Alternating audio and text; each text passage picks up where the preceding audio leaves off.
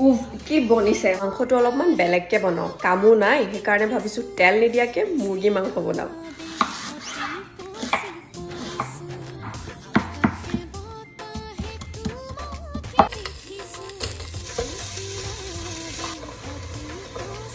যিহেতু তেল দিয়া নাই সেইকাৰণে পিঁয়াজখিনি গলিব মাজে মাজে অলপমান পানী দি থাকিম